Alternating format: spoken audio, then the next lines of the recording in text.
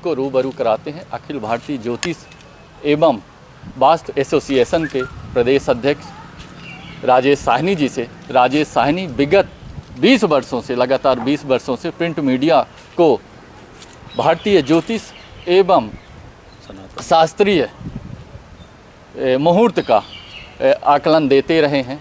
साथ ही लोगों की ग्रह दशाओं की चाल कैसी है, ज्योतिष के अपने अलग अलग माध्यमों से ज्योतिष का आकलन करते रहे हैं। आज हम उनसे 2020 के उथल पुथल के बारे में जानकारी लेते हैं कि ज्योतिष में उनका क्या पॉइंट ऑफ व्यू है ज्योतिष के दृष्टिकोण से। जी राजेश जी, बताएं कि क्या पॉइंट ऑफ व्यू है, जिस तरह से पैंडमिक आया, जिस तरह से उथल पुथल हुआ 2020 में, जिसकी कल्पना किसी ने सपने में भी नहीं की थी। क्या ऐसा है, अगर हम ज्योतिष के पॉइंट ऑफ व्यू से देखें कि ऐसी कौन सी ग्रह दशा थी जिसमें उतार चढ़ाव आया, जिसके कारण पूरे विश्व में इस तरह का पैंडमिक आया? जी देखिए, जो साइंटिस्ट का और वैज्ञानिकों का कहना है कि कोरोना का जन्म नवंबर के आसपास हो चुका था, लेकिन मैंने कई न्यूज़पेपर्स के माध्यम से एक जानकारी दी थी, उसे मैं यहाँ पे रिपीट करना चाहूँगा कि पिछले साल 2020 में 20 से लेकर 25 दिसंबर के आसपास एक पंचग्रही योग का निर्माण हुआ था, जिसमें गुरु एवं शनि की युति चल रही थी, जो कि हमारे एस्ट्रोलॉजी में बड़ी अप एंड डाउन्स वाली मानी गई है। और ऐसा माना जाता है कि जब भी ये युति होती है, ये वैश्विक पटल पे कुछ ना कुछ उथल पुथल जरूर लेकर आती है।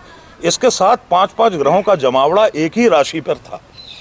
इसके बाद अंत में दिसंबर के एंड में एक सूर्य ग्रहण पड़ा।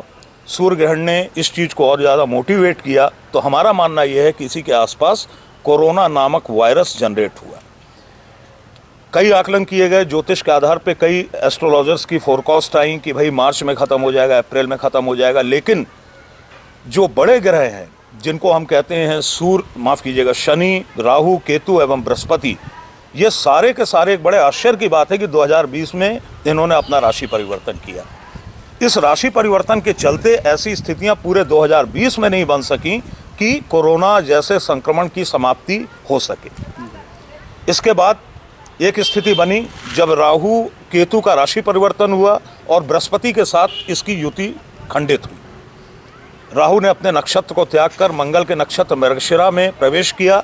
तो हमारा ये अनुमान था, हमारा ये आकलन था, ये मेरे ख्याल से जुलाई अगस्त की बात है कि इसके बाद ही कोरोना की वैक्सीन डेवलप होगी। और देखिए 100% वही चीज़ हुई, क्योंकि मृगशिरा नक्षत्र जो है वो अनुसंधान और रिसर्च का कारक माना गया है। वैश्विक पटल पर इसने एक बहुत बड़ा अनुसंधान दिया, जिसका क्रेडिट हमारे देश को मिलने जा रहा है और हम बहुत होपफुल हैं कि इसका क्रेडिट हमारी कंट्री को मिलेगा।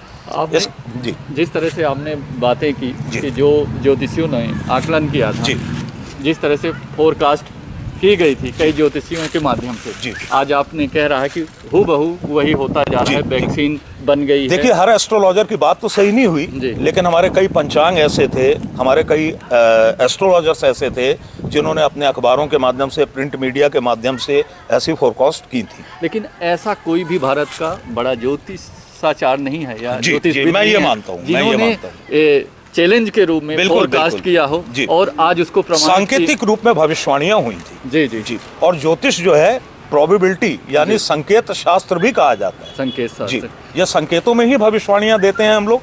और जैसे कि मैंने कहा था, मेरी एक फोरकास्ट थी 25 दिसंबर के आसपास की लास्ट ईयर कि वैश्विक तौर पे भारी उथल पुथल के संकेत आने वाले कुछ महीनों में दिखाई दे रहे हैं। अब हम उसको ये नहीं जज कर पाए कि कोरोना जैसी कोई महामारी आएगी और इस तरीके से पूरा विश्व हिल जाएगा। आज आप भी एक बहुत बड़े ज्योतिषाचार्य हैं। बिंद के एक आपको अगर कहा जाए तो बिंद में आप जैसा कोई बड़ा ज्योतिषविद नहीं है, ज्योतिषाचार्य नहीं है जी। आपका खुद का एक आकलन है, जिस तरह से आप एनालिसिस करते हैं ग्रहों के बारे में, उनकी चाल को देखते हैं। क्या लगता है कि क्या फिर से वही प्रोबेबिलिटी बनेगी, उस तरह से उन घटनाओं की पुनरावृत्ति होगी? अब आप कोई फोरकास्ट करने जा रहे हैं? बिल्कुल, मैं यहाँ पे एक फोरकास्ट कर सकता हूँ। अभी देखिए, गुरु और शनि की युति चल रही है। पिछले 20 नवंबर से एक बार फिर ये युति वापस आ गई है। मकर राशि में बृहस्पति का और शनि का कॉम्बिनेशन है, ये दोनों साथ साथ हैं। और जब तक ये दोनों साथ साथ रहेंगे, मुझे कोई उम्मीद नहीं है कि कोरोना के ऊपर किसी भी प्रकार का कंट्रोल होगा। लेकिन एक गुड न्यूज़ ये है कि 6 अप्रैल को ये युति खंडित हो जाएगी। दूसरी गुड न्यूज़ ये है कि राहु मंगल के नक्षत्र में, जैसा कि मैंने आपको अभी बताया, इसका गोचर चल रहा है, इसी के कारण ये वैक्सीन वगैरह भी हमारे सामने आई है। तो मैं ये होपफुली कह सकता हूँ कि मार्च के बाद से कोरोना के संक्रमण में कमी आ जाएगी, चाहे वो वैक्सीन के चलते हो, चाहे लोगों के प्रिकॉशन या कोरोना की खुद की जो मारक क्षमता है उसके कम हो जाने की वजह से। लेकिन जिस तरह से कई देशों ने जी वैक्सीन की खोज की, वैक्सीन बनाया जी, लेकिन अभी तक कोई ऐसी वैक्सीन नहीं आई है। आज हमारे देश ने भी वैक्सीन लॉन्च कर दी है और शायद वो लोगों को लगाई भी जा ट्रायल पे है, अभी ट्रायल पे भी है जी। लेकिन इस तरह से कोई अभी ऐसा कोई देश नहीं है जिसने होपफुली कहा हो कि मैंने अपने देश में वैक्सीनेशन कराया और उसके 100% रिजल्ट, इसके रिजल्ट मार्च के आसपास दिखाई देने लगेंगे जी। और ख़ास तौर पे जो इंडियन वैक्सीन है, तो मेरा ऐसा मानना है कि ये सफल होगी। लेकिन कोरोना का भी रूप बदला है, जिस जी तरह बिल्कुल से बिल्कुल। बोले कि कोरोना की स्ट्रेंथ में कमी आई है। एक तरफ मेरा ये भी अनुमान है कि ये जो मैंने अभी आपसे जैसे कि चर्चा की कि बृहस्पति और शनि की युति खंडित होगी, तो निश्चित तौर पे कोरोना के संक्रमण में कमी आएगी। देखिए, यहाँ पे मैं एक बात स्पष्ट करना चाहूँगा, कोरोना खत्म नहीं होगा जी, लेकिन जैसे एक सामान्य फ्लू है जिसको हम कहते हैं, जैसे बर्ड फ्लू है या कोई भी सामान्य फ्लू या सामान्य बीमारियां होती हैं, जैसे चेचक हो गया, बर्ड फ्लू हो गया, इत्यादि इत्यादि, इसी रूप में ये कहीं पे एक जगह पे जाके स्थापित हो जाएगा। इसकी मारक क्षमता, मारक तीव्रता में कमी आ जाएगी। 2021 जी ज्योतिषीय दृष्टिकोण से जी, अगर हम पूरे 2021 को, पूरे वर्ष को देखें तो ओवरऑल क्या होगा, किस तरह का होगा, किस तरह से बीतने वाला है? देखिए क्या है ये डर के जी, लोग बिताएंगे कि फिर लोग अपना टेंशन रिलीज करेंगे? टेंशन रिलीज तो देखिए मिड के बाद से हो पाएगा। जी जी जी। 2021 मिड के बाद से ही हमारी आपकी लाइफ सामान्य रूप से पटरी में आ पाएगी जी। उसके जो ग्रह दशाएं हैं, या चूंकि बहुत अल्प समय में हम आपको पूरी व्याख्या यहाँ पर करके नहीं बता सकते हैं, लेकिन मैं एक मोटे तौर पे आपको एक फोरकास्ट कर रहा हूँ कि 2021 मिड के बाद से काफ़ी कमी आ जाएगी, लोग अपना जनजीवन सामान्य रूप से जीने लगेंगे। जैसे लोगों की अलग अलग राशि होती है जी, अलग अलग ग्रह दशाएं होती हैं। जी, आपने चूँकि बहुत सारा अध्ययन किया है, 2021 जी किन राशियों के लिए बेनिफिशियल होगा? देखिए 2021 जैसा कि मैं एक तो वृश्चिक राशि के लिए मेरा मानना है कि बहुत अच्छा रहेगा, मीन राशि के लिए बहुत अच्छा रहेगा, मकर राशि भी काफ़ी एनर्जेटिक रहेगी। इसके अलावा सिंह राशि के लिए भी 2021 बहुत अच्छा जाने वाला है। कुछ राशियों को संभल के रहना होगा, जिन राशियों पर 7.5 ही चल रही है वो बहुत अच्छी स्थिति में नहीं होंगे। खास तौर पे कुंभ राशि वालों को बहुत अलर्ट रहना पड़ेगा, मेष राशि वालों को भी थोड़ा सा अलर्ट रहना पड़ेगा।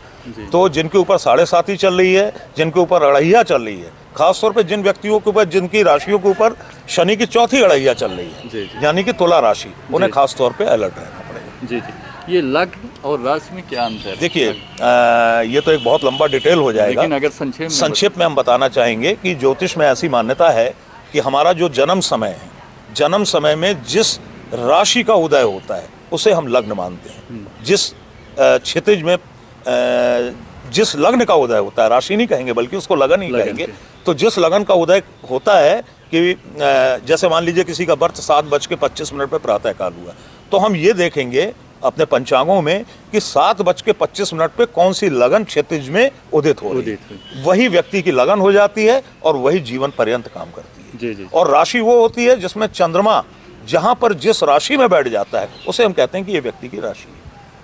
व्यक्ति के जीवन में ज्योतिष का क्या महत्व है? अगर कोई व्यक्ति ज्योतिष का अनुसरण करता है और ज्योतिष के अनुसार अपना जीवन यापन करता है, ज्योतिष में जो यम नियम है, जो कहते हैं कि वो लेना है, प्रिकॉशन लेना है, अगर व्यक्ति लेता है तो उसके जीवन में क्या प्रभाव पड़ता है? देखिए, हम सबसे पहले तो यूनिवर्स के ऊपर आते हैं, ब्रह्मांड के ऊपर आते हैं। हमें तो एक ही ब्रह्मांड दिखाई दे रहा है, लेकिन कहते हैं कि ऐसे हजारों ब्रह्मांड ऊपर हैं, अंतरिक्ष में हैं। ठीक है, हमारे पास तो सिर्फ एक ब्रह्मांड है और केवल 9 ग्रहों से हम परिचित हैं। इसके बाद हर्षल, प्लूटो और यूरेनस, इसके बारे में भी पूरे तरीके से अभी तक खोज नहीं हो पाई है। जी। तो इसलिए हम ये कह सकते हैं कि 9 प्लैनेट को आधार बनाकर, जिसमें से 2 तो छाया ग्रह हो जाते हैं, 70 to 75% एस्ट्रोलॉजी जो है वो एक्यूरेसी पे जाती है। जी जी। आज मकर संक्रांति। जी।